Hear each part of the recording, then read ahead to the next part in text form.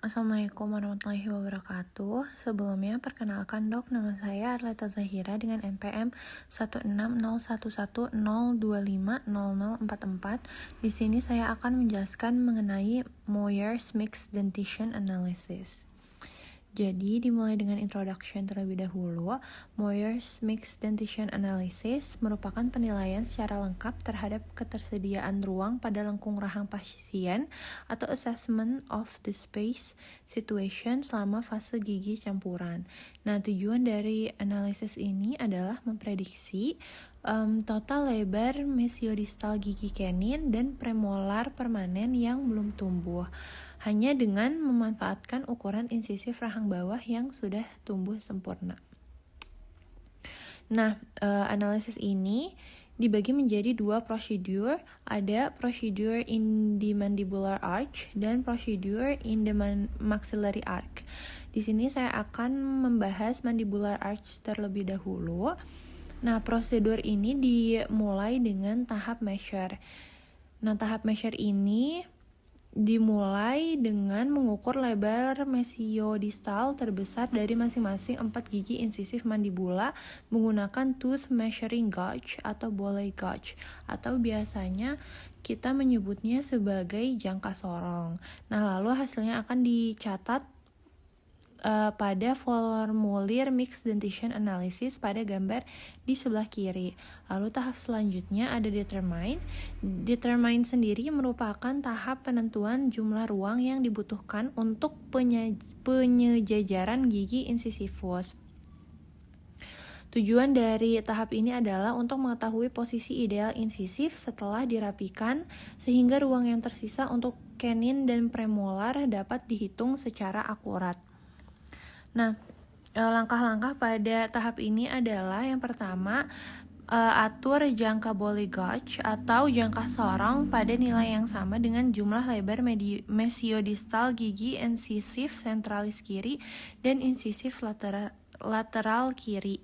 Lalu letakkan satu ujung jangka di garis tengah atau midline crista alveolar di antara kedua gigi insisif sentral, dan biarkan ujung jangka yang satunya lagi terletak di sepanjang garis lengkung gigi pada sisi sebelah kiri. Lalu berikan tanda pada gigi atau model cetakan atau cast di titik tepat di mana permukaan distal gigi insisif lateral akan berada jika gigi tersebut sudah dirapikan nantinya. Nah, proses ini diulangi untuk gigi kanan lengkung rahang. Lalu, jika evaluasi cefalometri menunjukkan gigi insisif rahang bawah terlalu condong ke arah labial atau biasanya disebut sebagai protrusif, ujung boleh gauge tetap diletakkan di midline tetapi digeser ke arah lingual atau ke arah dalam dengan jumlah yang cukup untuk menyimulasikan posisi menegaknya gigi insisif tadi sesuai dengan hasil panduan dari evaluasi cefalometri. Selanjutnya ada compute. Nah, compute ini tujuannya untuk menghitung jumlah ruang yang tersedia setelah insisif yang tadi sudah sejajar. Langkah-langkahnya adalah mengukur jarak dari titik yang telah ditandai pada garis lengkung rahang pada langkah kedua hingga permukaan mesial molar permanen pertama. Nah, jarak ini merupakan ruang yang tersedia bagi canine dan 2 premolar, serta untuk penyesuaian posisi molar bila diperlukan setelah insisifnya sudah tersusun rapi. Lalu ada predict. Nah, predict ini ada 2 jenis, yaitu long method dan short method. Di sini saya akan menjelaskan mengenai long method terlebih dahulu. Long method ini adalah metode utama dalam Moyer's Mixed Dentition Analysis untuk memprediksi ukuran canine dan premolar permanen yang belum erupsi menggunakan tabel probabilitas. Nah, tabelnya itu ada di sebelah kiri ini. Pada pelaksanaannya, lebar mesiodistal keempat insisif mandibula terlebih dahulu diukur lalu dijumlahkan.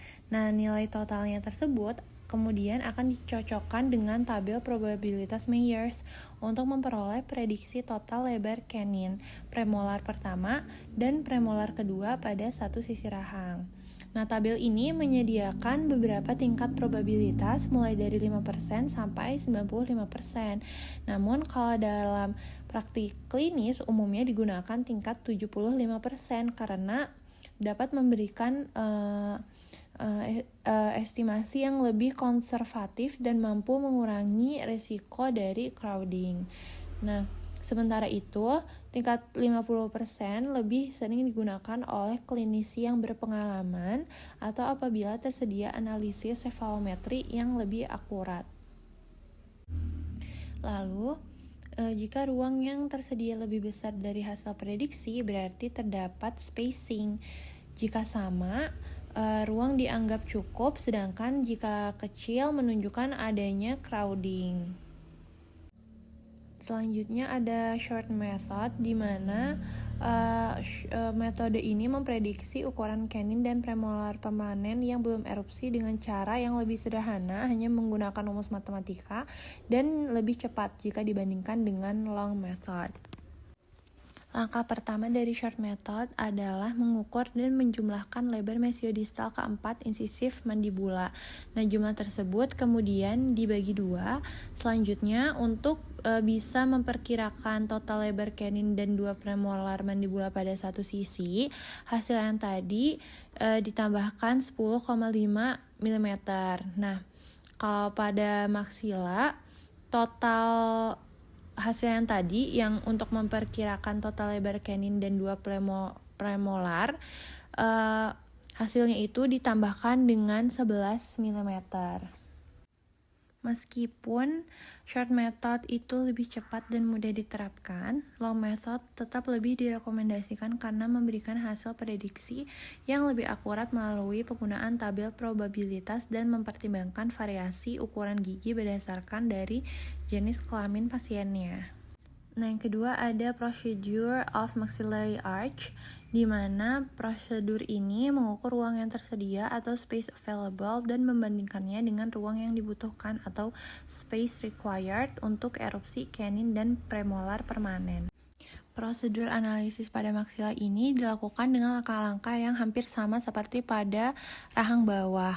Perbedaannya itu hanya ada pada penggunaan tabel yang berbeda, dan perbedaan yang kedua adalah perlunya memperhitungkan koreksi overjet saat menentukan ruang yang dibutuhkan untuk menyelaraskan incisivus.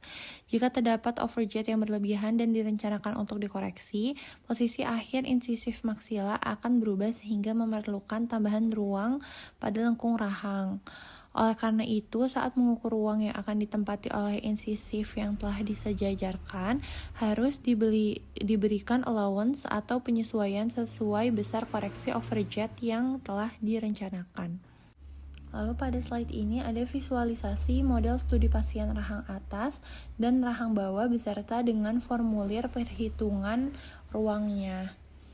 Nah, pada gambar A1 dan A3 itu menunjukkan hubungan gigi molar serta tingkat keparahan tingkat keparahan overjet dan overbite. Lalu pada gambar A2 menunjukkan kondisi susunan gigi depan di mana terlihat adanya hambatan oklusi atau deep overbite dan crowding.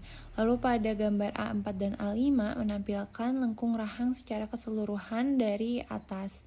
Nah, jika diperhatikan pada formulirnya yang bagian maksila itu dibagi menjadi segmen EFGH dan total perimeter yang tersedia adalah 67,4 mm. Lalu pada mandibula segmennya itu dibagi jadi A, B, C, D dengan total perimeter yang tersedia adalah 57,7. Nah, pada maksila sudah disebutkan tadi kalau yang total perimeter yang tersedia adalah 67,4 mm, sedangkan ruang yang dibutuhkan adalah 71,5 mm. Berarti terjadi kekurangan ruang sebesar minus 4,1 mm. Sedangkan pada mandibula sudah di-mention juga tadi bahwa ruang yang tersedia adalah 57,7 mm, sedangkan ruang yang dibutuhkan adalah 64,5 mm. Jadi di sini itu terjadi kekurangan ruang yang cukup parah sebesar minus 6,8 mm. Nah, jika pada maksila giginya masih memungkinkan untuk dikoreksi hubungan gigi molarnya, overjet dan overbite karena kekurangannya tidak terlalu masif. Sedangkan pada mandibula karena masalah rahang bawahnya cukup serius, jadi kemungkinannya kecil untuk bisa mendapatkan atau memperlebar lengkung rahang. Bahkan jika gigi rahang atas sudah dimundurkan, rahang bawahnya ini tetap memiliki kemungkinan besar untuk dilakukan tindakan yang lebih invasif seperti pencabutan atau ekstraksi untuk merapikan susunannya. Sekian dari saya, terima kasih dok untuk perhatiannya. Wassalamualaikum warahmatullahi wabarakatuh.